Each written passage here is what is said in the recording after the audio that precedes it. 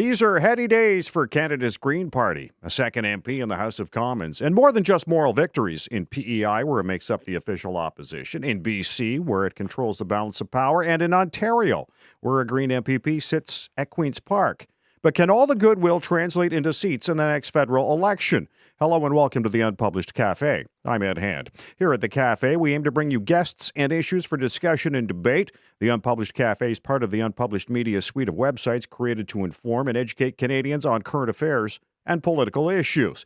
Each podcast delves into a different issue in a nonpartisan way so listeners and viewers can share their informed opinions with Canadians and their local MPs through unpublishedottawa.com and unpublished.vote.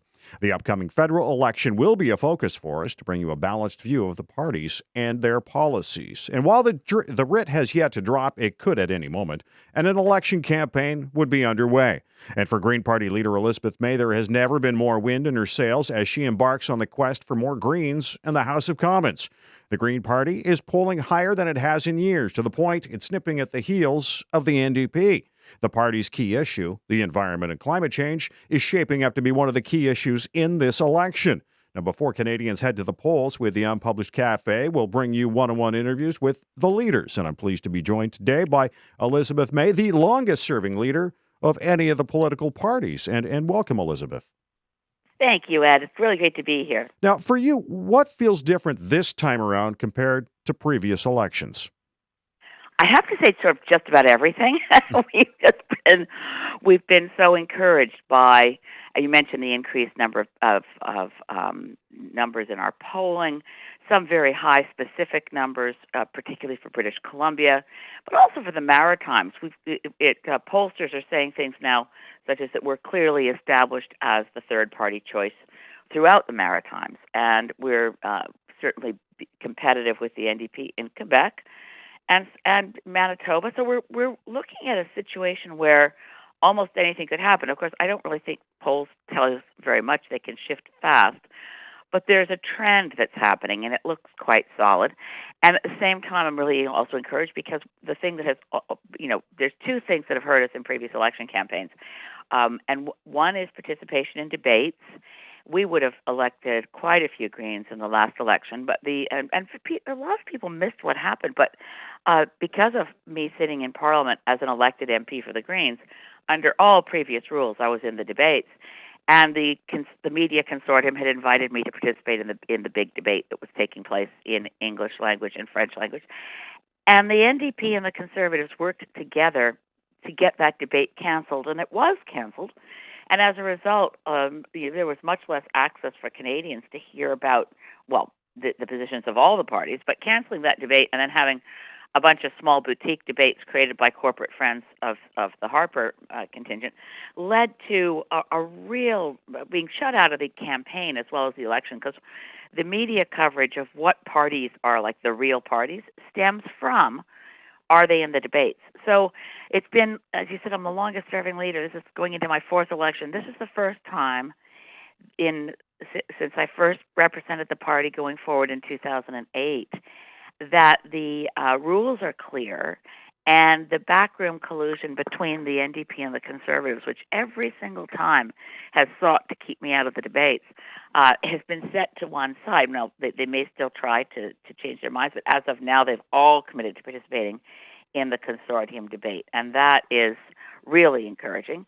And then the last thing that's made a big difference is that with a split on the right now, with the emergence of the People's Party, and with a less polarizing figure, I think much less polarizing in terms of emotions than Stephen Harper and Andrew Scheer, we have much less reason to fear the last-minute siren call of you can't vote for what you want, you have to hold your nose and vote for so-and-so because so-and-so else is so much worse. Those things aren't happening right now, and I think that it's just about the best set of factors we're ever going to face as a party. Now, you had mentioned that you will be in the leaders' debate this time around, and obviously that is going to be a benefit for the Green Party. Do you think that Maxime Bernier should be included in those debates as well, because he also has a seat in the House of Commons? Yeah, the rules are clear and the criteria are transparent, which is something we've been asking for years. And they set the rule that you had to have a seat and be elected under the name of the seat of the, you elected under the banner of your own party. Now, back in the day when the Bloc Québécois was created, none of them won a seat in the name of their own party. So the Bloc wouldn't have made the cut back then. That's the challenge that Mr. Bernier has. There's 3 criteria. He's still trying to get in. The door isn't shut on his participation. I think, for instance, it would make a lot of sense since the TVA debates, they've shut me out. I'm still trying to get in this other debate that Trudeau has agreed to do. So it would be all the leaders except the Greens. And I think in that one, since we're trying to get in very clearly, it's outrageous that they would say we can't participate in the TVA debates. So those ones, given that they don't have rules and it's not a question of meeting criteria, and they say they only want to hear from parties that have roots in Quebec. Well, I think it would be very fair to have Maxime Bernier in the TVA debate, but he has to, if he's going to be in the consortium debate, he has to be able to prove to the satisfaction of our commissioner, who's our former Governor General, David Johnston, that there's a reasonable chance that he'll elect more than one, in other words, his own seat, a second seat, and they'd say, okay, then you're in the debate. Elizabeth May joining us this morning on the Unpublished Cafe as we're going to be talking to the leaders of all the parties before the federal election. And in terms of the upcoming election, I know the writ's not dropped yet, Elizabeth, but does the Green Party have a full slate of candidates for the upcoming election? Well, we're very, very close. As a matter of fact, I'm pushing back. We wait wherever we can. Right now, if we have a candidate, we have a lot of contested nominations, but we've been trying very hard, as we do in every election, to have gender balance in our slate and to have representatives of diverse ethnicities and backgrounds. So we're trying. We will have a more diverse slate than we've ever had before. But we don't control things top down. As a party, we're very committed to grassroots democracy. So I don't have the same powers, nor do I want to interfere at the local level the way other leaders always do.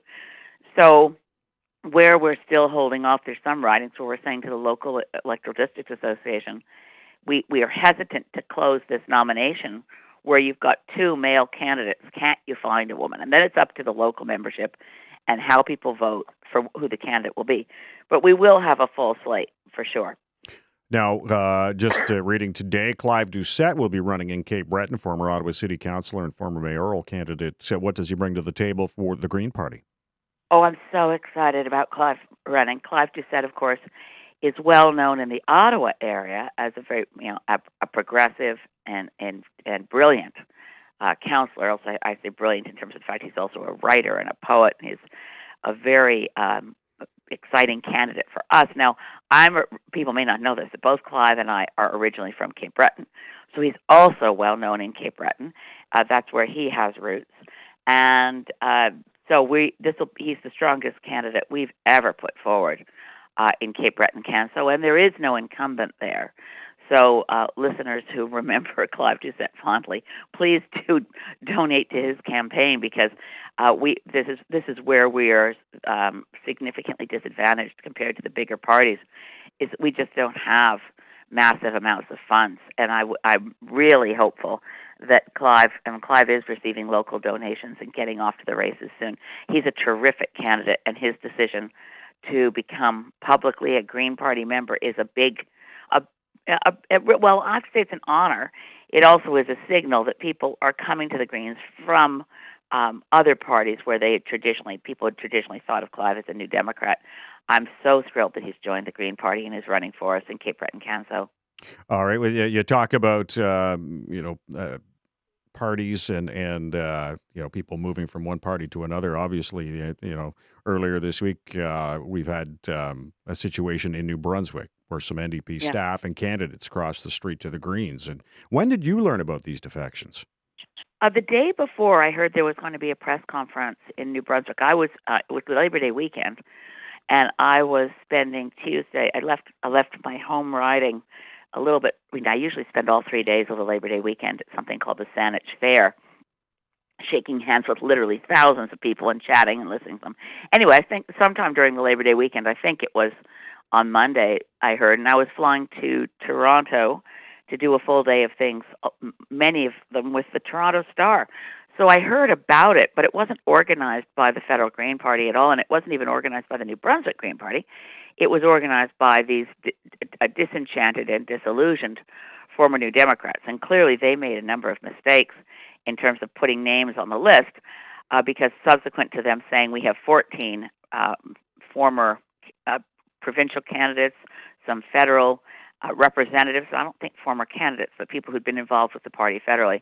I mean, the first person to really express unhappiness as a New Democrat with what was going on was in, I think it was August, it was late August, that a former parliamentary colleague of mine, Yvan Gaudin, who had been for decades the member of parliament for Acadie-Bathurst for the New Democrats, he spoke out to the media and said, we're so angry here because Mr. Singh has never come to see us in New Brunswick and we don't have any candidates nominated. So something was going on clearly within the New Brunswick New Democrats in terms of being really unhappy to go to talk to the media. Now, Yvan Gaudin was not one of the people who came into this press conference and said, we're joining the Green Party. Some of their, I don't know, I really have no firsthand knowledge of what happened then.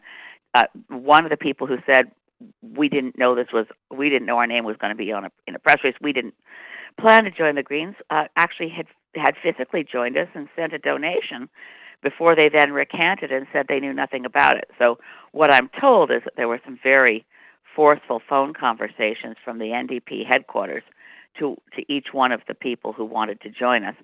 9 are committed and saying we're absolutely joining the Green Party, and I'd have no way of knowing what happened with the other 5, but clearly that Mr. Singh not visiting New Brunswick led to the loyal members in New Brunswick who've been working for the NDP, some of them for decades, so disillusioned that they decided to leave the New Democrats. Then the decision was, I'm really happy to welcome to the Green Party, but it certainly achieved,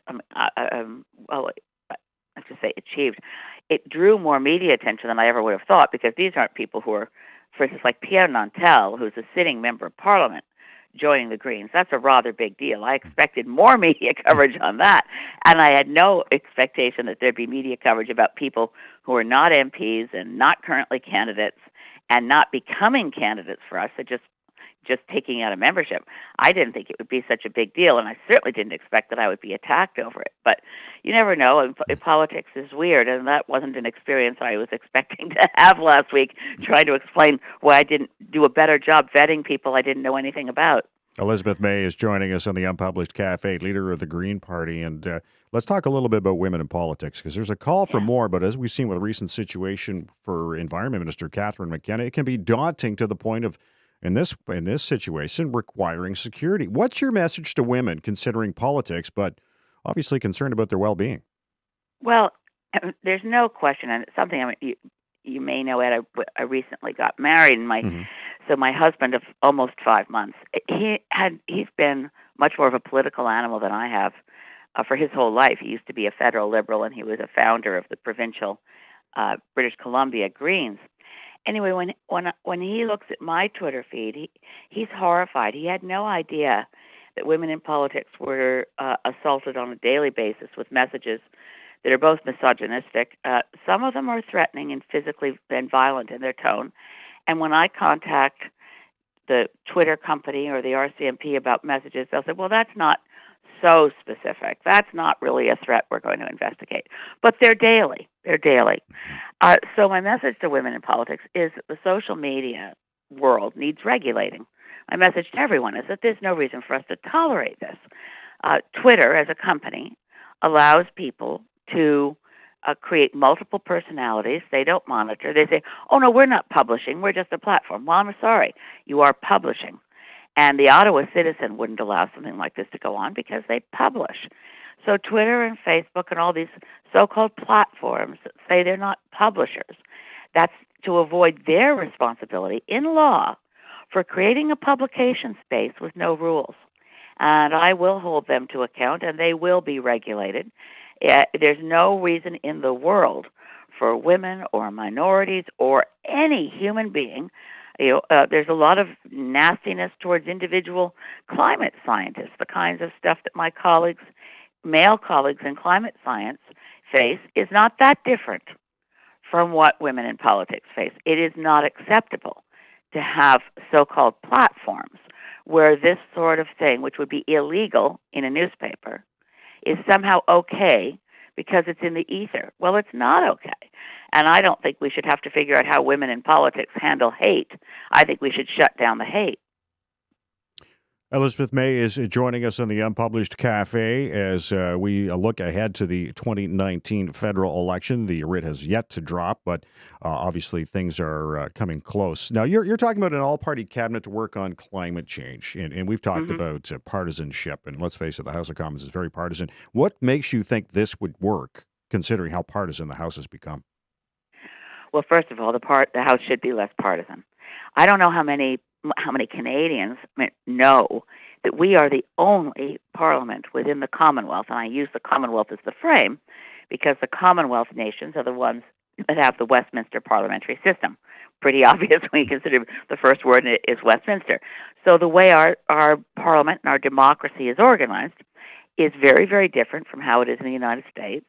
We don't have a position of president. The prime minister is not the equivalent of a U.S. president. There are many, many differences that really matter. And one of them is that the Speaker of the House controls what happens in the House. In every Commonwealth country except Canada, where our Speaker has, through tradition over a number of decades, ceded the rules and his or her authority to party whips. We should not allow so much partisanship in the House of Commons. We should insist that the rules are followed, and I'm very convinced that would lead to less partisanship, less heckling, a more respectful place in which to do our business. Now, why would it work in the climate context? And this is the far more important answer. We are in a climate emergency. That's another thing I should have said from the beginning of why are people looking at the Green Party right now? Well, more and more Canadians not only understand that climate change is a serious issue and requires a response, they now realize this is an emergency. We are literally running out of time, literally, to protect human civilization from collapse. The stakes couldn't be higher. And once that is understood as a scientific reality, it's not a political dividing line. There should be no difference between the position of the Conservatives, the Liberals, New Democrats, and the Greens in facing a climate emergency. Then, that we should be as unified around that as our earlier generations were when faced with the threat of military takeover by a fascist regime under Adolf Hitler. We mobilized and acted as one unified society with a common purpose in wartime. Well, we don't have any foreign enemies massed at our borders, but we have, through our own addiction to fossil fuels and poor land use choices, cutting down forests plays a big part of this. The Amazon being on fire is terrifying to the extent that it is this season. But all of this says one thing: pull yourselves together as a society, because this is a moment for all hands on deck. We don't have time or space for incremental action by government. This is transformative. It's massive. It can't be done in time with wasting time on idiotic debates, such as the ones we have in Parliament over climate and over carbon taxes. I remember one debate where one of the Conservatives asked me in the House, the British Columbia's had that carbon tax for years. It didn't stop their forest fires. Well, when you hear that kind of thing, you think, okay, this is evidence that we need a lot more education. Anyone should be embarrassed to ask a question like that because it betrays massive ignorance. And a decision, a political choice, to remain willfully ignorant when your society is at risk isn't acceptable. So we need massive education. If the Greens win sufficient seats for us to be in a position to insist on it, and certainly I don't rule out that we actually form government. The shift to the Greens is massive, and we should be prepared to say out loud, or people won't think we're serious and ready. We're absolutely ready to form government.